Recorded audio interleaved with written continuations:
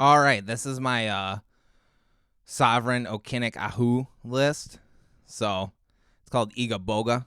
If you remember Banjo Tooie or Banjo Kazooie, you know what I'm talking about. Anyways, what does he read? He's got Ward 2. Then when he attacks, for each creature you control with power greater than its base power, you put a number 1 on of 1/1 counters equal to the difference. So this guy's very steamrolly. I think he's one of the few decks that may actually want anthems. But what I like about this commander is you can go about 3 different ways with him, or 4 actually. Equipments, auras, 1/1 counters, and anthems.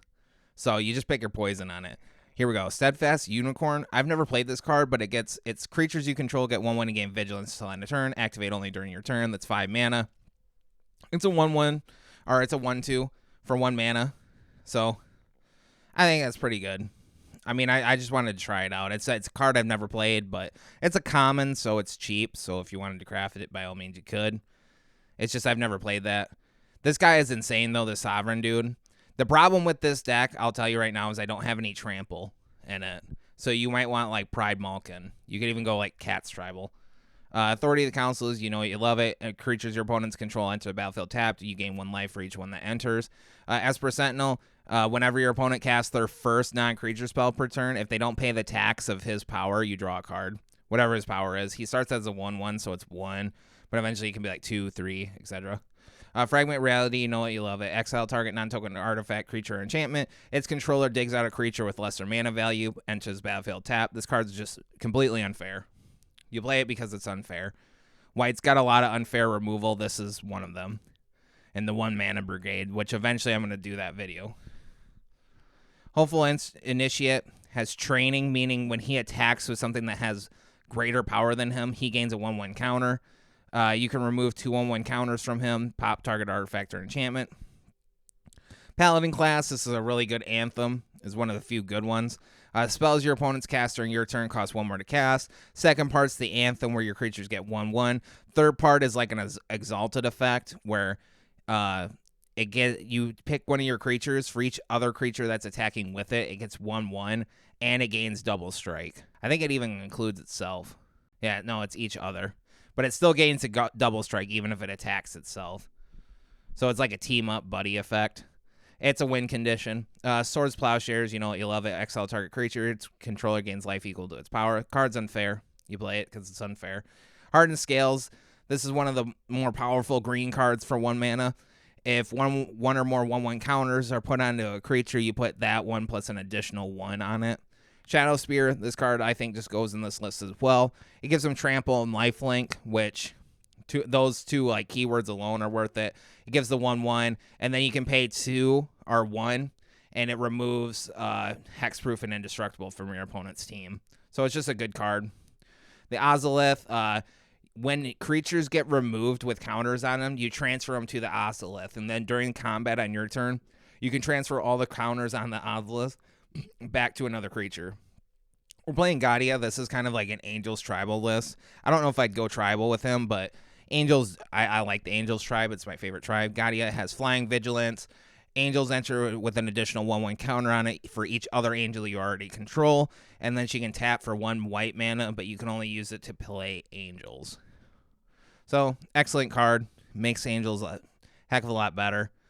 Like I said, angels is my favorite tribe, and we get in Selesnya, so we get one of my favorite angels ever. You'll see her later down the line. Parish Blade Trainee, we play this because it has training. That's the only reason why. But when she perishes, you put her 1/1 counters on another creature. Cosmic Hunger.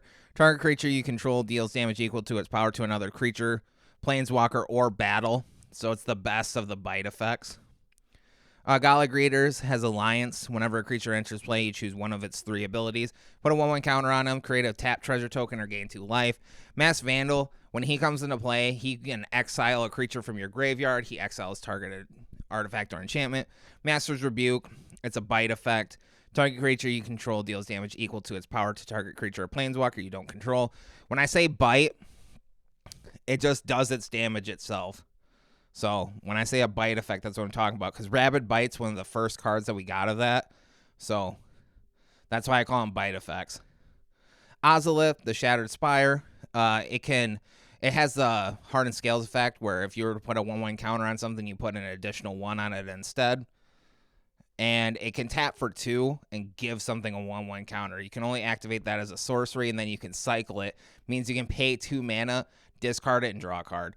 Ram through, this is one of the better bite effects. It does the same thing as Master's Rebuke, except if your creature has trample, all the excess damage is applied to the planeswalker or player. Or I think it's just players.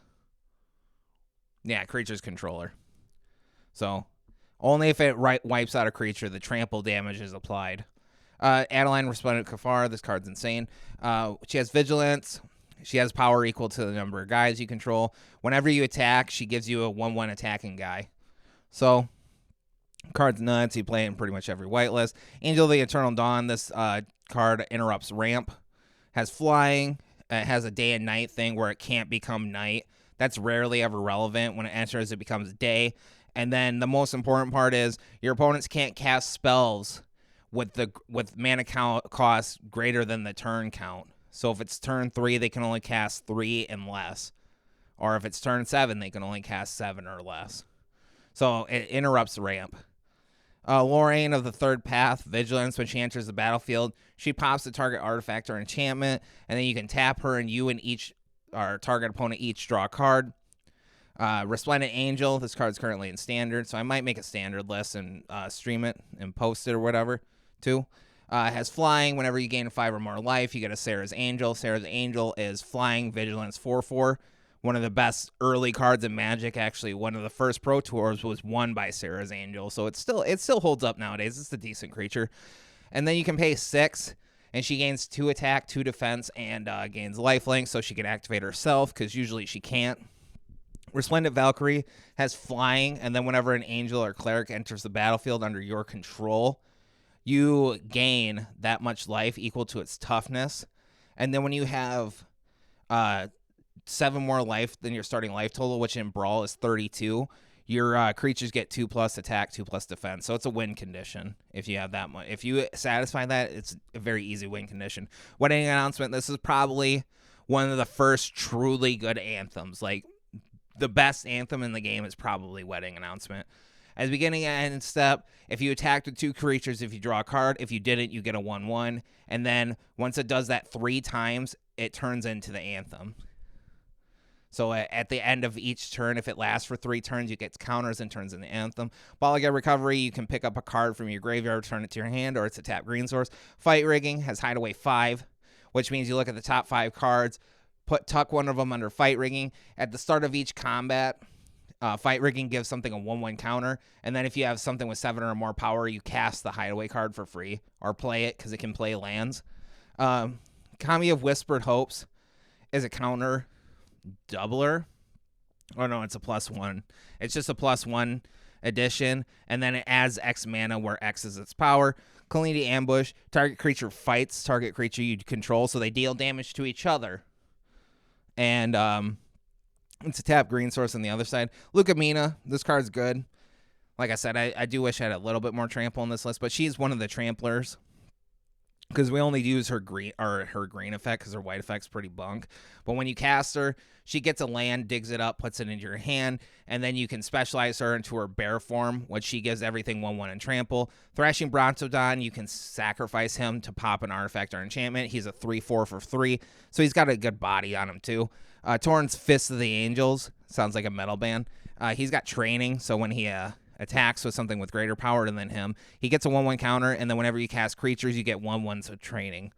Sword and Body and Mind gives 2/2 and protection from green and blue. The protection from green can kind of mess you up because your green cards can't interact with that, so be careful of that. But whenever they deal combat damage to a player, they mill 10 cards and you get a 2/2 wolf token.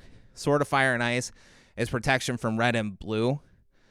Gains 2/2, and whenever they deal combat damage to a player, it shocks something, so it deals 2 damage to something, you draw a card. Sword of Forge and Frontier, protection from red and green, and then when it deals damage to something, it allows you to play an additional land. You exile the top 2 cards of your library, you might play them this turn. Sword of Once and Future, this is mainly here just for its protection effect because it's black and blue.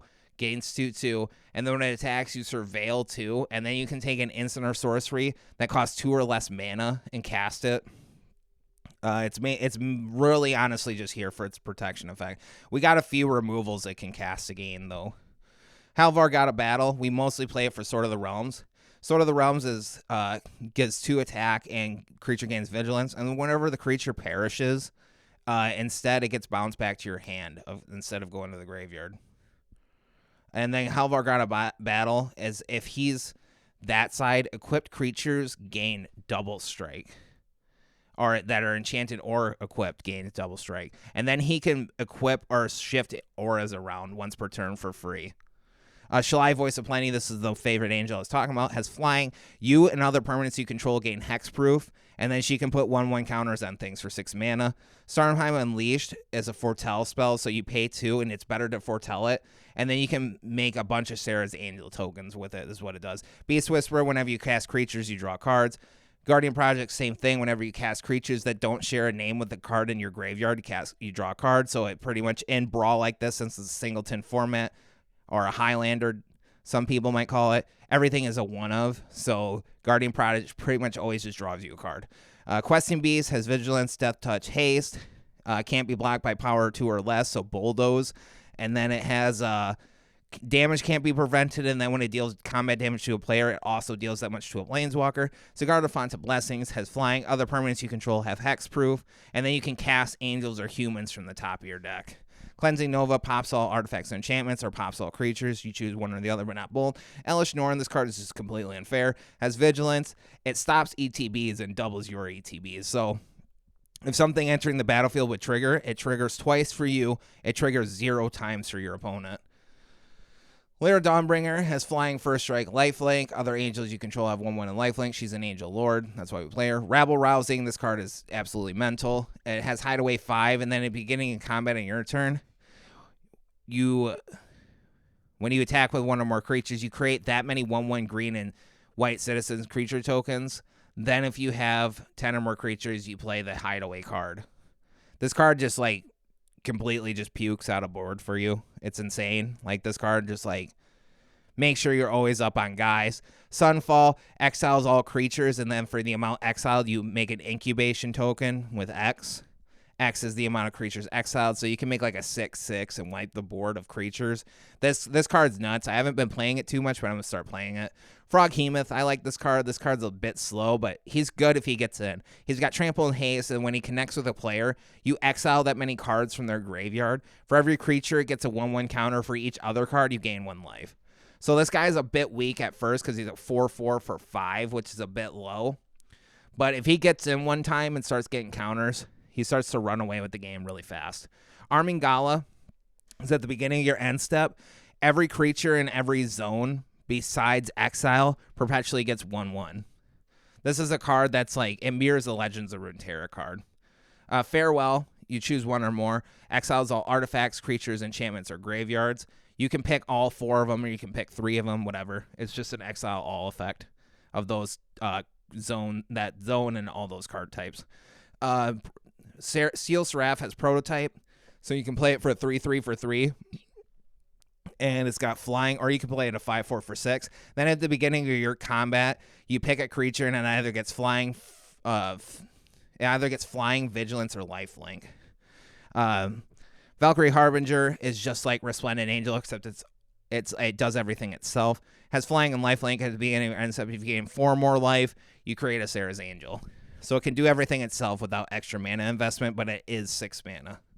Kogla Titanate, when he enters the battlefield, he fights another target creature, and then whenever he attacks, he pops an artifact or enchantment, and then you can pay 2, bounce a human back to your hand, and he gains indestructible till the end of turn. So he can rescue humans and protect himself with indestructible. So he's just he's a human's payoff, really, because he's like King Kong or whatever. Vorinclex, Monstrous Raider. It's a lot like Elish Norn. He has Trample and Haste. Whenever you would gain counters on any of your permanents, you put twice as many on instead. But whenever your opponent would put counters on stuff, they put half as many on. Immortal Sun, you'll see this card on a lot of my lists. You can't activate loyalty abilities, but you draw an extra card, your creatures gain 1/1, your spells cost 1 less.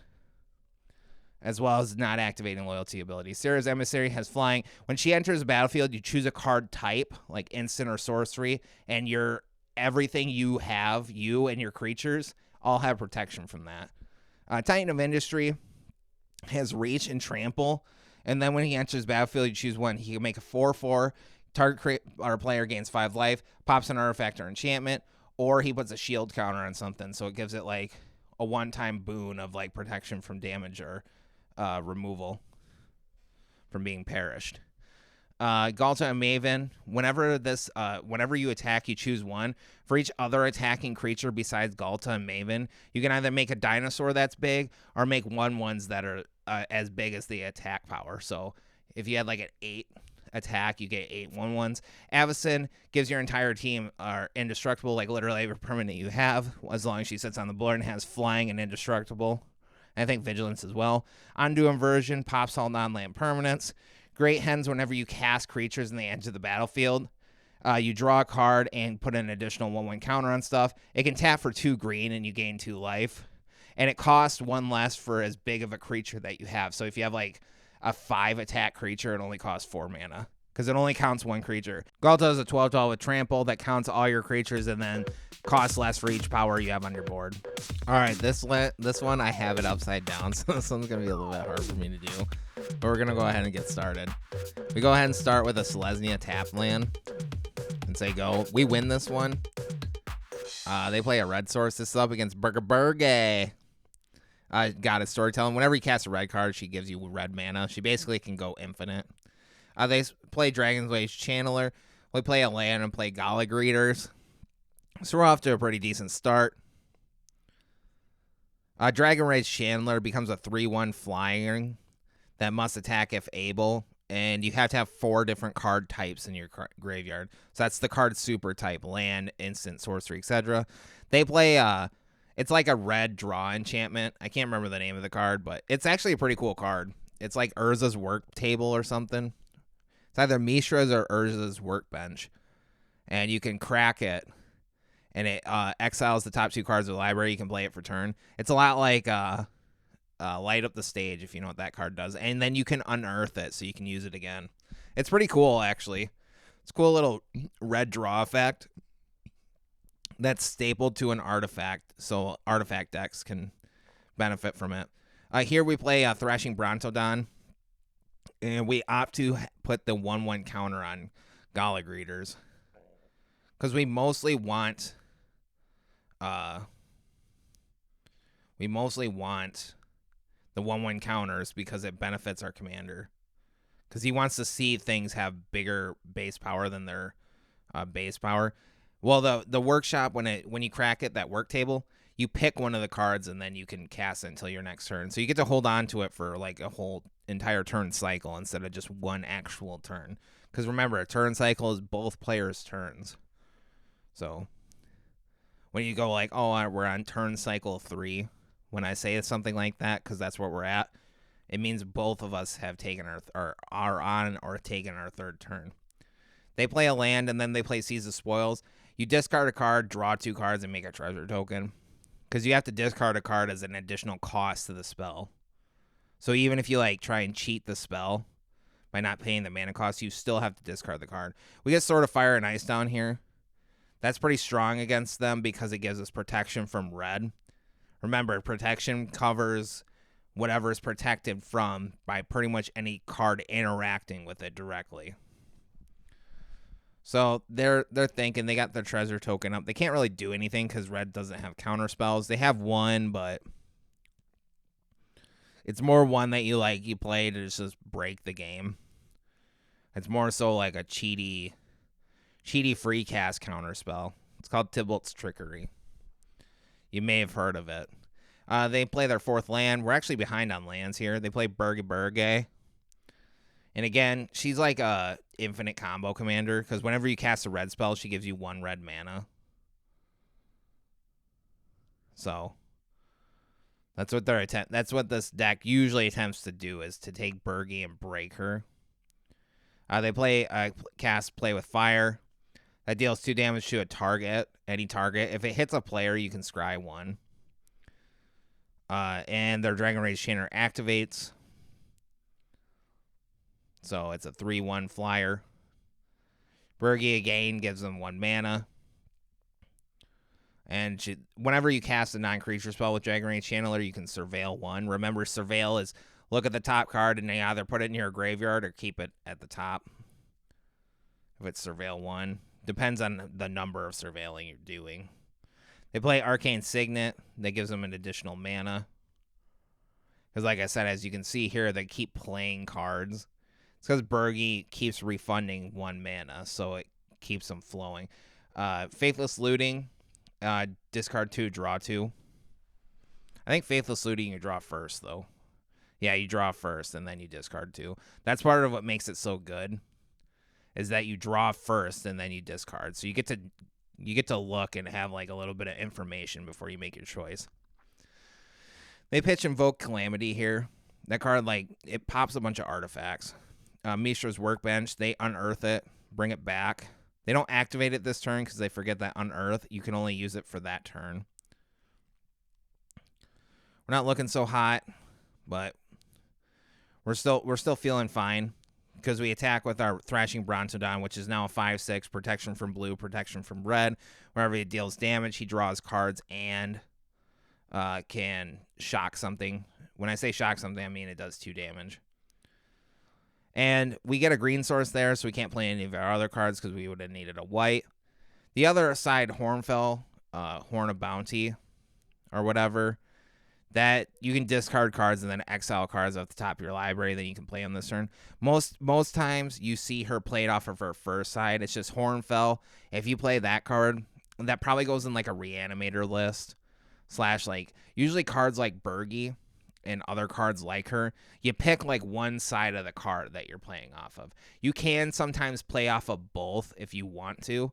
It's not like it's impossible, but you might just not have the deck space to make it as good as you'd like it to be. They play Grinning Ingus, which he's an elemental dude.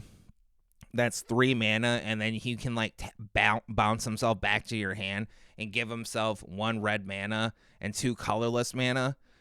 They attempt to break that card in this list, but they really can't because he costs 1 red mana. So they can't like go infinite with him because he costs 1 mana. It's one of those cards that like Wizards actually thought ahead when they printed the card, so you can't break it because otherwise they could go infinite mana. Kill 'em Fiend. This card's really cool. He's very explosive. Whenever you cast non-creature spells, he gains 3 attack. So you can cast like 3 non-creature spells and make him like a 10-2 or a 10-1 and just beat face. Problem with him is he has no form of evasion, meaning he has no trample or flying, so he can be just chump blocked. But you usually try and get around that by giving him some form of evasion, because the red spells has a lot of like 1 mana, give all your creatures trample, you know. So you kind of try and get around that. But that card's very explosive. In popper formats and stuff like that, it's definitely an all-star. We'll go ahead and plop our commander down here. And remember, our commander only activates when he attacks. He needs to attack. So go ahead and send him. Sort of fire nice triggers. We go ahead and remove the Kill 'em Fiend. Get another sword. Feeling fine. Say go. They're down to 8. But yeah, because there's quite a few cards that are like Kill 'em Fiend.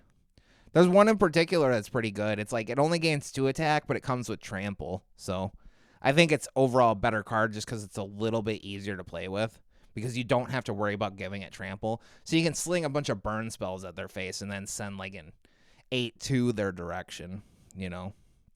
But like I said, there's quite a few cards that are like Kill 'em Fiend. But Kill 'em Fiend is like one of the first ones. And his 3 attack is incredibly explosive, because that's a lot of attack to be giving something. Like 3 attack is a lot. That's a lot of attack. So anyways, our opponent's like sitting, idling, thinking.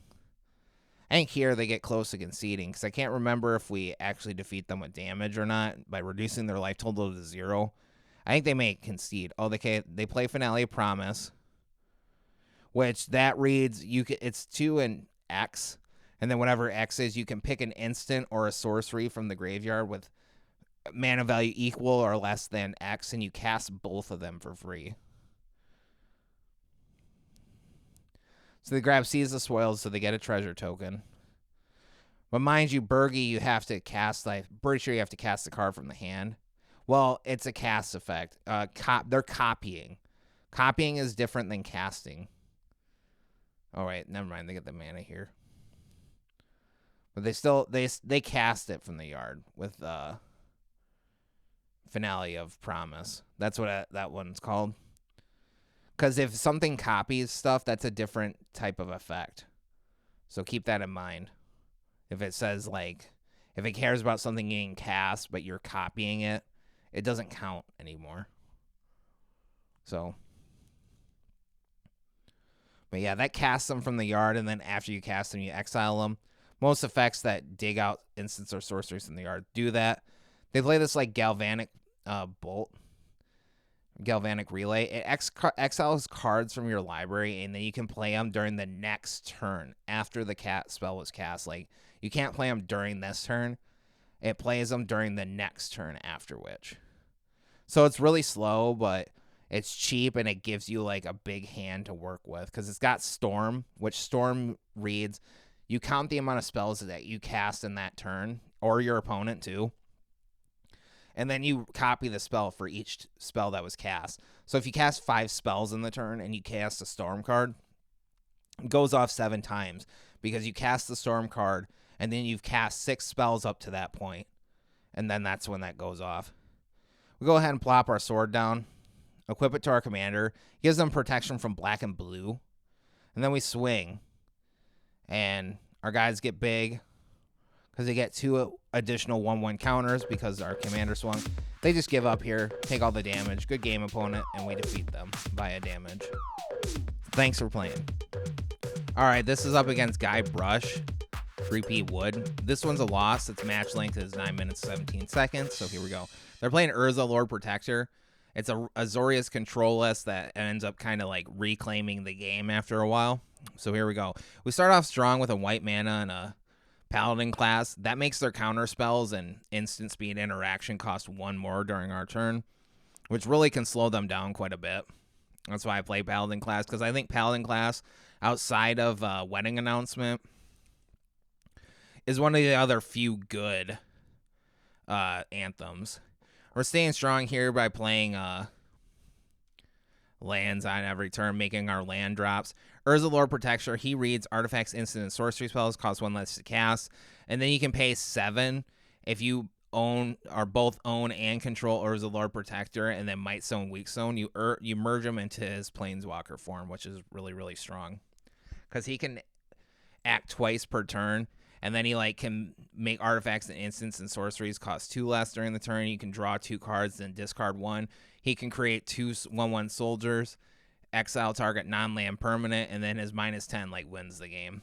It's like artifacts and creatures gain indestructible or whatever, and your planeswalkers, and then you remove all non-land permanents and send them to the graveyard.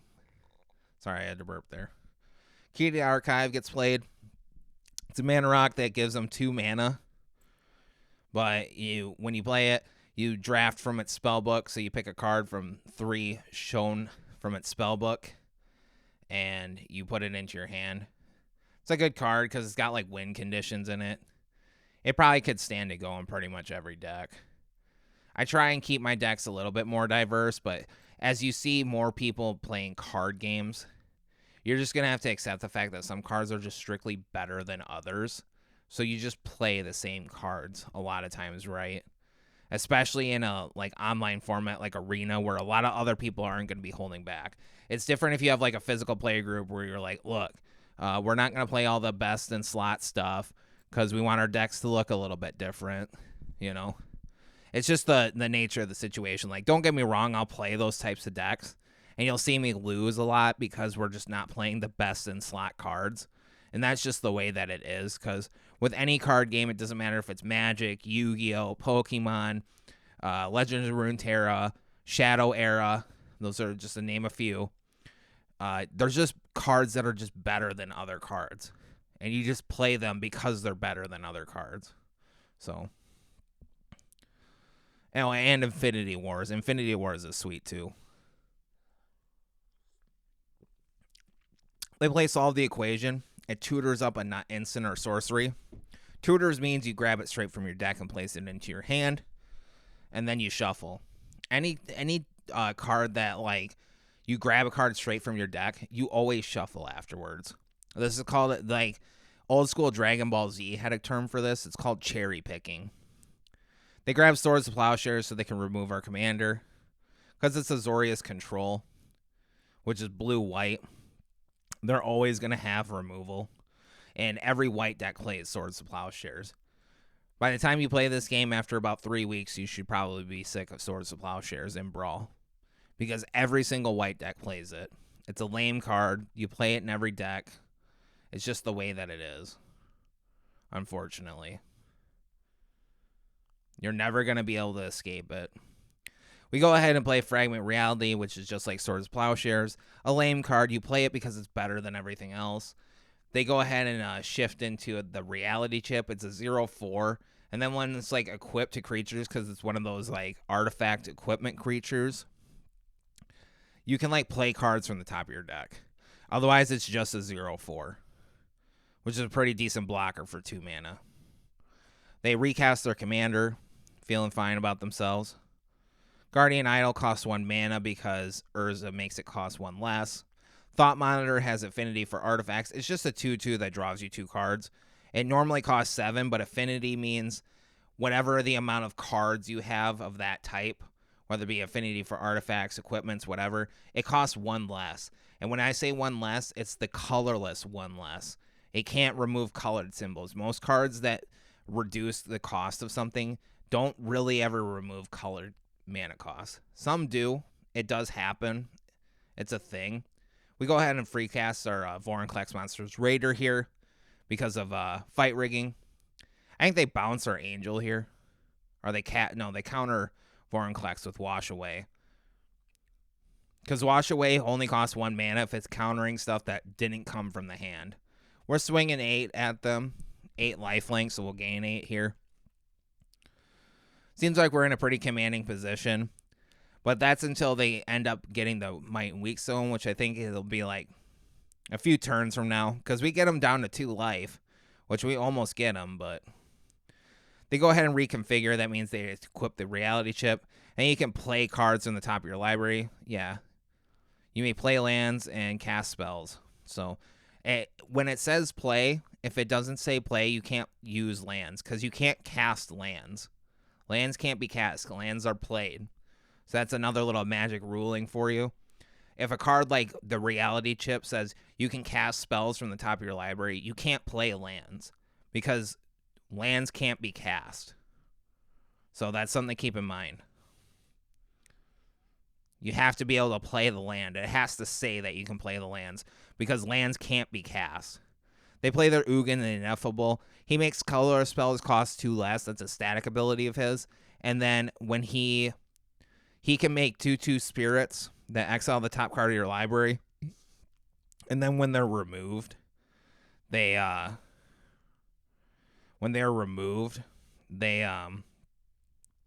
could have waited for that, but we want to get in and hit the Ugin. So, we got our Sarah's Angel feeling fine. Anyways, he makes 2/2 spirits that exile the top card of the library, and then when they're removed, you place that card in your hand. Or he can pop a non-land permanent that's at least 1 or more colors. We hold back the land there. Kalini Ambush, we could have played it as a land, but we're going to keep it as a fight spell. Oracle the Alpha, this is a digital only card. It puts the power 9 in your library, which is a few mana rocks, and it's also a right here they remove our Angel. It's a mana rock, or it's a few mana rocks, and it puts a Time Twister in the list and Time Walk. Time Walk's 2 mana, take an extra turn. Time Twister, you both you and your opponent draw 7 cards. You like shuffle your graveyard into your library first, then you draw 7 cards and put your hand back. So the power 9 is a few cards, you may have heard of them. but it puts all the blue versions in. And then you get Ancestral Recall, which is 1 mana, draw 3 cards at instant speed, which is completely unfair. That's like one of the first cards in Magic. They go ahead and meld into Urza, the Planeswalker version. Because mind you, they can only do this once, so if we had a different color that could easily remove Planeswalkers, we'd be sitting in good shape.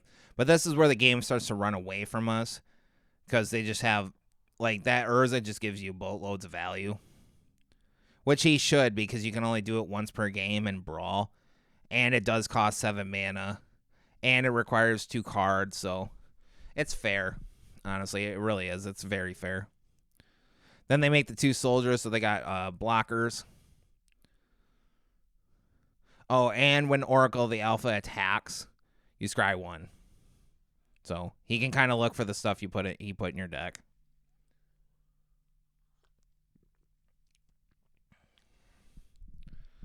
They think about attacking, but they beatbox by attacking and then bringing them back. So we go ahead and cast Sierra's Emissary. Gets counterspelled here. This is when we just quit the game, because they're way ahead of us and we can't get past them. So good game, opponent. Thanks for playing. This one is against Memphis. Tofel 36. We lose. Match length 10 minutes and 10 seconds. Go ahead and lead off with a tapped land. It's Restless Prairie. It turns into a 3/3 llama that anthems our team while it attacks. It gives 1 attack, 1 defense. This is against one of the new gods, Ojek Papika, Deepest Epoch.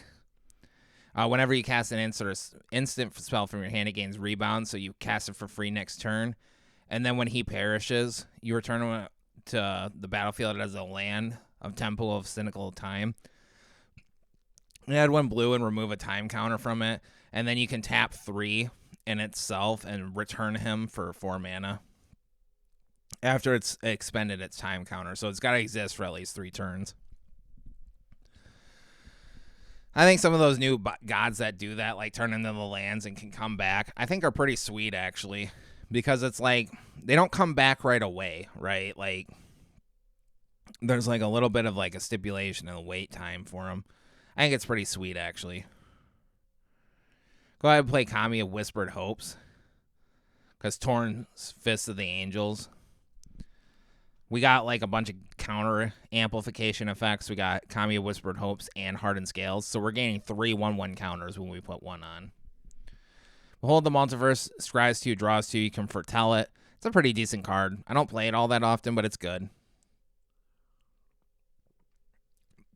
They hold up nothing, or hold up mana, so they probably are holding up a counter spell. We go ahead and foretell Starnheim Unleashed here. Go ahead and play Lorraine of the Third Path. Kind of bait the counterspell if able. They opt not to, because we're going to kind of see if they're just going to jam the counterspell. And it can start drawing us cards. We hold back, because we can also attack with it next turn and give all of our trainees, like turn them into 4/4s, which will eventually boost Torrens. Quick Study, that card's sweet. It's just, it's Divination, except it's an instant instead of a sorcery, which Divination reads 3 mana, draw 2 cards. So pretty sweet. I might try this guy eventually when I get him out of the packs. They Time Warp here, which allows them to take an extra turn. They don't do much with the extra turn. They just attack. So it gives them a chance to play a land and draw an additional card. So it's like a 5 mana Explore. They discard here, are pitching 2 lands. Primal Amulet comes down for 4 mana. That you cast instants and sorceries for 1 less, and then each time you cast one, it gets a counter on it. And eventually, when you cast the last instant or sorcery, you can transform it into Primal Wellspring, which when it taps for mana, it can... Okay, we try and specialize here, but we can only make the bird, which the bird is terrible. It's just a 4/4 with flying and lifelink. And then when she re-specializes, she comes back as her human form. Like when she perishes while she's specialized, she comes back as her human form. They go ahead and we go ahead and swing, and they become 4/4s. They go ahead and eat our Lorraine, means that they just win the combat. We go ahead and draw here because we need the draw. They don't really need it, so. But yeah, when Primal Amulet turns into Primal Wellspring, you lose the mana minusing effect, but whenever you tap Primal Wellspring for mana, if that mana is spent to cast an instant or sorcery, you copy it. It's one of the cards I break a lot in constructed format, so as long as you watch this channel, you will eventually, I will eventually start posting some more constructed content, which is you can play 4-ofs and stuff. I usually play Historic, which is like pretty much all the cards in Arena outside the banned ones and just downright unfair things. Like Swords of Plowshares is banned in Historic. But surprisingly, Fragment Reality isn't. So, Radical Idea. It's instant, and it draws you a card, and then it's got Jumpstart, which means you can discard a card and pay the cost, and you cast it again. It's mostly good for these types of decks that want to cast a critical amount of spells. That's what makes it good. Murmuring Mystic, whenever you cast an instant or sorcery, he gets you a 1/1 bird. He's one of my favorite Magic cards. He's really hard to break, but he's a really cool card. They go ahead and get to the point where they have to discard. So they do so. They're thinking, I want the discard.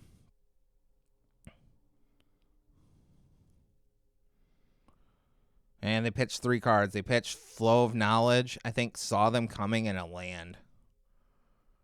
So we could activate the Llama here. Llama. Where's your mama? Go ahead and do so to Anthem the team. And we go ahead and tap down our Kami of Whispered Hopes. They negate counters target non-creature spell. See, that's the Primal Wellspring kicking in where it copies it. So the actual cast of negate fizzled. So we go ahead, we swing in, minus Lucamina. Actually, Lucamina goes too, because she can take out the god. And the god blocks the Llama, which is a 3/3, so our Llama will perish. We'll get them down to 2, because this one we lose, but they end up like getting ahead of us because they cast a boatload of spells. That's how they get ahead of us. Because remember, Rebound is you cast the spell on the start of your next turn for free. That's what Rebound does. And Murmuring Mystic is whenever you cast and Sorcery, he creates a 1/1 bird. So I definitely want to make this list because it plays Murmuring Mystic. I think Murmuring Mystic's a really cool card. He's an uncommon. And Tarlin is the same thing as Murmuring Mystic, except you get a 2/2 Drake instead of a 1/1 bird. It's just he's a 2/2, and Murmuring Mystic's a 1/5, so he's a really good blocker. They Ethereal Grasp our dudes, which reads that it taps down a creature, and then it doesn't untap during our untap step unless we pay 8. It's a pretty cool mono blue removal spell because it doesn't quite deal with the creature, but if its only purpose is to attack, it deals with it well enough. We got Sword of Body and Mind here. That gives protection from blue, which if they didn't have an instant here, they would have been done for. They use a lot of the tap down effects, which makes sense for this list because they get them at benefit. That's why I want to try this guy out. I'm waiting until I pull him in the packs, but if I don't, I'm definitely going to try him out.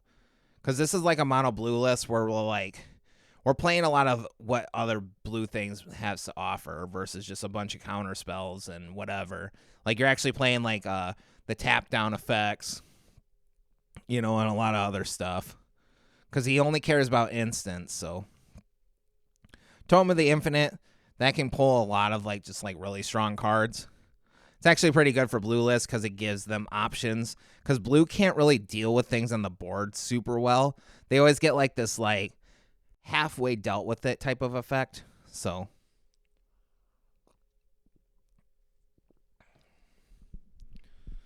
and we're looking here. We go ahead and play Stormheim Unleashed, which again that makes us a bunch of angels for X because we foretold it first. We get 2 of them because it's 2 mana for each 1 angel, and then you pay an additional mana to actually cast the spell. So they get ahead of us here. This is like pretty much the end of the game. And yeah, they get a bunch of value out of their Murmuring Mystic and their Tarlin. But yeah, this looks like a really fun commander to play. Like I said, I'll eventually play him. I'm kind of waiting until I pull him from packs, but they're just making like an entire army because of Murmuring Mystic and Tarlin buddying up. Because Tarlin is legendary, so you can play him as commander. You do see him in lists like this. They play Invoke Upon the Winds, which it swipes creatures or artifacts. So they steal our sword. And I think at this point we just concede. Because they can't completely swing in. Because as far as swords are concerned, we don't have a protection from white sword in the game. We just concede here, though. They get ahead of us. Good game. It was fun. Mono blue at its best. All right, this one is up against Audio Le Flyer. We win this one. This one's a short match. We go ahead and get a really good starting hand. I think they just like life quit in this game. But I figured we'd end off on a win. Because there's a few other wins we had, but there were like life quits or blowouts, like where we blew out and we just won really, really fast. They're playing Faramir, which is probably like one of the best in a nutshell Azorius commanders, in my opinion. Because as long as he's down, if you get attacked by creatures, he gives you 3 soldiers. If you don't get attacked, he draws a card. Because he needs to be down, and then at the end of your turn, he kind of creates that stipulation. So I think he's one of the best Azorius commanders in a nutshell because you don't need to play around him. Obviously you can. And you can like put maybe 10 or 15 cards that actually play around him. And the rest you can kind of just do whatever you want. Because you are playing white. So at least 5-year slots are almost always taken by Swords of Plowshares, Fragment Reality. And there's like 3 other cards. I'd say Farewell is one of those cards because you kind of need it against certain decks, otherwise you lose the game. I also include an Omni Wipe. An Omni Wipe to me is like the remove all permanents. Omni Wipes or remove all non-lands. They usually don't do land destruction anymore. So I think land destruction could definitely be seen more in the game. It's a little bit annoying. But it's annoying playing against ramp too. So, and that's one of the only good ways to stop ramp. But that's a little bit of a tangent on its own. I'll eventually make a video out of that too. We got Herald's Horn. So,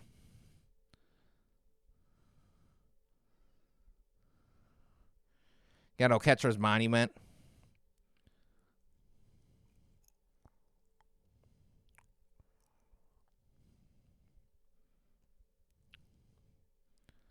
Got Shalai, Voice of Plenty. That's what we're going to play.